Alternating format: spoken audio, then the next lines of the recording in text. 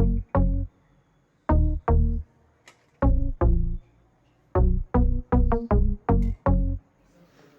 Friends, அஸ்ஸலாமு அலைக்கும் and வணக்கம். Welcome to Yas cooking channel. இன்றைக்கி நம்ம என்ன ரெசிபி பார்க்க போகிறோம் அப்படின்னா பூரி அண்ட் பூரி கிழங்கு தான் பார்க்க போகிறோம். இந்த வீடியோஸ்குள்ளே போகிறதுக்கு முன்னாடி மறக்காமல் என்னோடய சேனலுக்கு சப்ஸ்கிரைப் பண்ணிக்கோங்க, பெல் ஐக்கான் கிளிக் பண்ணிக்கோங்க, ஆல் ஆப்ஷன் கொடுத்துக்கோங்க. அப்போ தான் நான் போடுற வீடியோஸ் எல்லாம் அப்டேட் ஆகும்.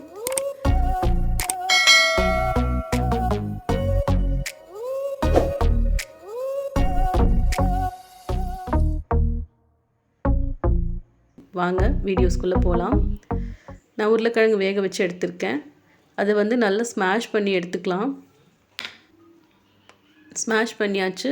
இப்போ அதோட மஞ்சள் தூள் சேர்த்திக்கலாம். தாளிக்கிறதுக்கு வெங்காயம், தக்காளி, கடுகு, கடலப்பருப்பு, பச்சை மிளகா, கருவேப்பிலை, மல்லித்தழை. இப்போது எண்ணெய் அடுப்பில் வச்சாச்சு. எண்ணெய் சூடானோனையும் கடலப்பருப்பு சேர்த்திக்கலாம். கடலப்பருப்பு நல்லா பொரியட்டும்.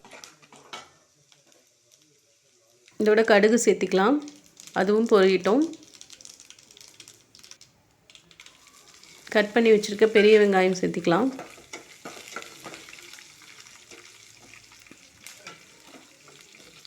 நல்லா ஃப்ரை பண்ணி எடுத்துக்கலாம்.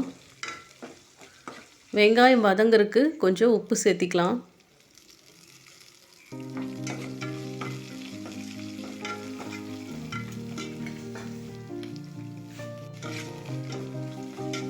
பச்சை மிளகா, கருவேப்பிலை, மல்லித்தழை அதையும் சேர்த்து நல்லா வதக்கிக்கலாம்.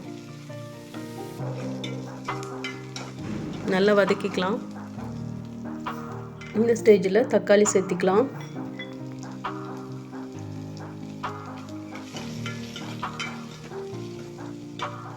நல்லா வதங்கியாச்சு. இதோட வேக வச்சிருக்க உருளைக்கிழங்கு சேர்த்திக்கலாம். மிக்ஸ் பண்ணி கொடுத்துடலாம். இதோட அளவுகள் நான் டிஸ்கிரிப்ஷனில் கொடுக்குறேன், செக் பண்ணிக்கோங்க.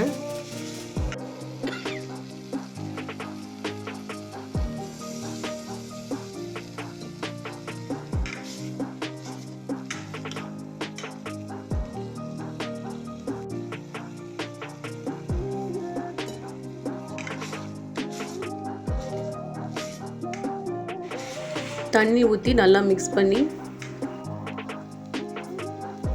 பண்ணி இந்த ஸ்டேஜில் உப்பு போட்டுக்கோங்க. உப்பு உங்களுக்கு எவ்வளோ தேவையோ அந்த அளவுக்கு போட்டுக்கோங்க. உப்பு போட்டு நல்லா மிக்ஸ் பண்ணியாச்சு. இப்போது இந்த ஸ்டேஜில் நம்ம போய் பொட்டுக்கல்லையும் பெருஞ்சீரகமும் நல்லா பவுடர் பண்ணி எடுத்துக்கலாம். பவுடர் பண்ணி எடுத்தாச்சு.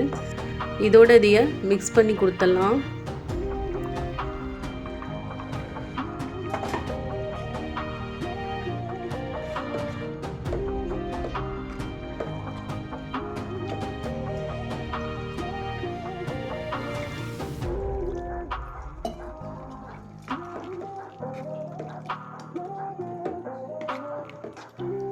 இதையும் சேர்த்து நல்லா மிக்ஸ் பண்ணிக்கலாம். இதுக்கு தேவையான அளவு தண்ணி சேர்த்துக்கலாம்.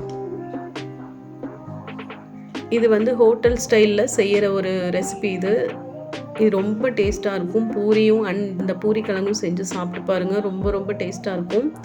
வீடியோவை ஃபுல்லாக ஸ்கிப் பண்ணாமல் பாருங்கள், அப்போ தான் உங்களுக்கு புரியும்.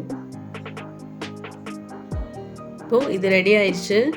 நம்ம ஆல்ரெடி மாவு பிணைஞ்சு எடுத்திருக்கோம். இதில் ஒரு பங்கு கோதுமை மாவு, அரை பங்கு மைதா, 1/4 பங்கு ரவை, எண்ணெய், உப்பெல்லாம் போட்டு பிணைஞ்சு நான் 1 மணி நேரம் ஊற வச்சு எடுத்திருக்கேன். இது காமனான ரெசிபி அப்படிங்கிறதுனால நான் இதோட அளவுகள் சொல்லலை. இப்போ நம்ம உருண்டை பிடிச்சாச்சு. இதை தேய்ச்சி ஆயிலில் போட்டு எடுத்துடலாம்.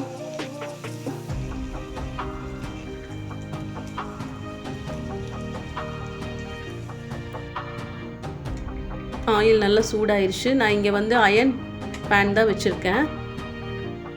அயர்ன் பேனில் நம்ம இந்த மாதிரி பொரிக்கிற ஐட்டம்லாம் செஞ்சு சாப்பிட்டா உடம்புக்கு ரொம்ப நல்லது. அதனால் நான் அயர்ன் பேன் எடுத்திருக்கேன். இப்போது நாம் பூரி சுட்டு எடுத்துடலாம். பாருங்கள், நல்லா பஃபியாகவும் கிறிஸ்பியாகவும் இருக்கும் இந்த பூரி. இந்த ரெசிபியை கண்டிப்பாக உங்கள் வீட்டில் செஞ்சு சாப்பிட்டு பாருங்கள். சூப்பர் டேஸ்ட்டாக இருக்கும்.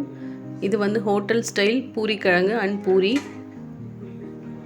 இந்த வீடியோஸ் உங்களுக்கு பிடிச்சிருந்துச்சுன்னா மறக்காமல் என்னோடய சேனலுக்கு சப்ஸ்கிரைப் பண்ணுங்கள், லைக், ஷேர் அண்ட் கமெண்ட்ஸ் பண்ணுங்கள்.